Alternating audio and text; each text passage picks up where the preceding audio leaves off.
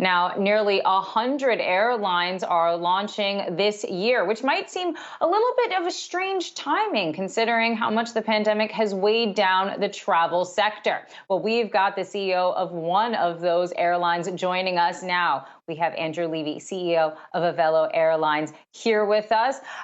So, Andrew, we were just talking in the break about how your first flight happened just 2 weeks ago, so not too long ago. I have to ask, why now to launch an airline?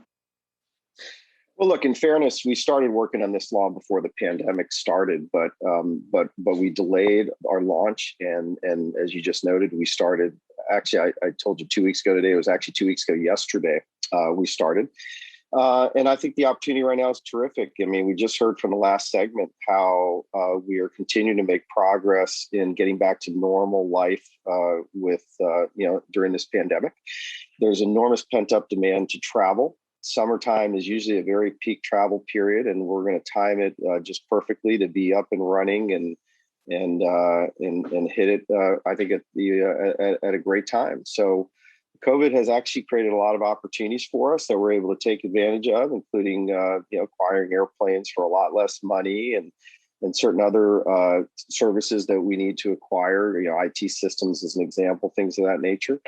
And it's also enabled us to open up our first base in Burbank, which is a phenomenal airport here in Los Angeles. And a year and a half ago, it would have been hard to have done that. There was a lot more congested, a lot more activity. And now, because of the decline in travel, a lot of airplanes have left this airport, and it's opened the door for us to come in and offer our service to customers out there. So for us, it's been good, and it's a great time to get started. Andrew, I want to talk more about your low-cost business model. You call it an ultra-low-cost carrier, but I'm curious what's happening with jet fuel prices right now for you. That Colonial Pipeline, I know it's Sure. A major artery for gasoline, also jet fuel, mostly here on the East Coast. I know most of your service right now is out west, but have you been impacted by that? I mean, look, jet fuel prices were rising even before this ransomware attack. So how have you been hedging against that?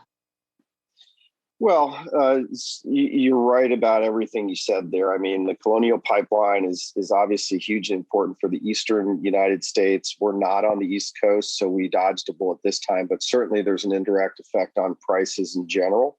And so, fuel prices are a little higher than they would otherwise be. I think this will be a blip, but you're also right in the fact that jet fuel prices and fuel prices have gone up quite a bit over the last 12 months.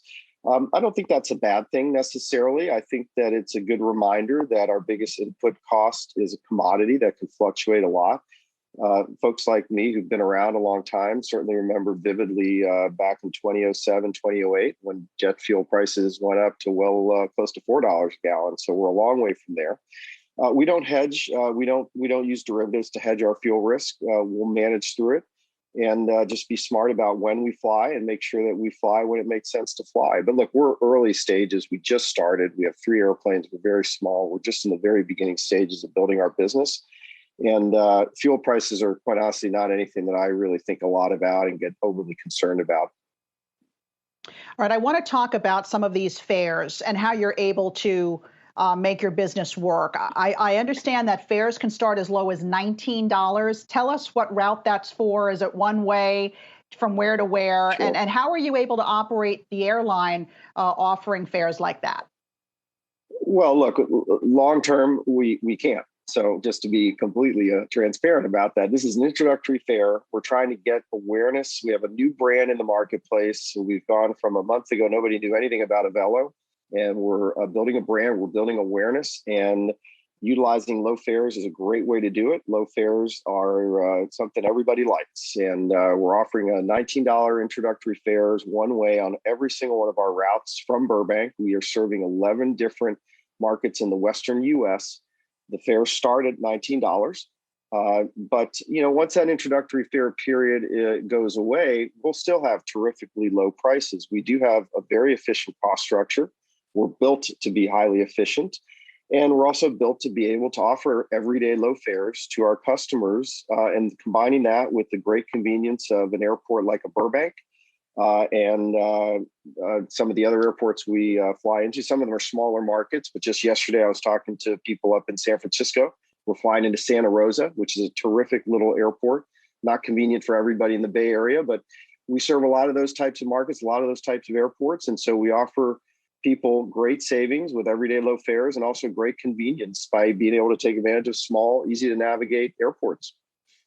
So, Andrew, I'm hearing what you're saying, that even after this introductory rate, Avelo will still be a low-cost carrier, especially when compared to some of these bigger airlines like Delta or American. However, so many of the low-cost carriers just over the last 2 years have gone bankrupt. I think that the list of airlines that have gone bankrupt is almost just as long, if not longer, than the list of airlines that are cropping up this year. What are you doing with an eye looking out ahead to make sure that that's not going to be Avelo's fate?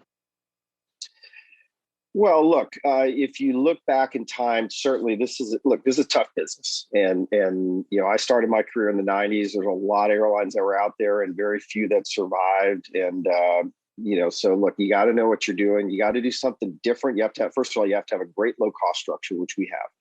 You also have to do something different, and that's what we're doing. We're trying to. Every single one of our routes is a route that was unserved before we went into the marketplace. We're not trying to be all things to everybody. We're trying to target specific airports and specific routes that have no service and offer choice to consumers.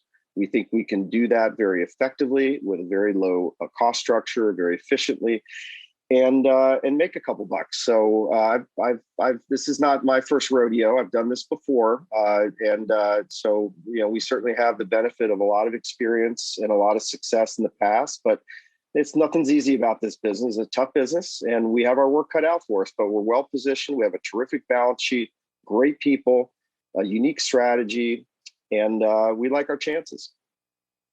Well, looking at that flight map, I can at least tell you that a lot of the skiers will probably be taking advantage of that Salt Lake City route. Andrew Levy, CEO of Avelo Airlines, congratulations on the launch and good luck.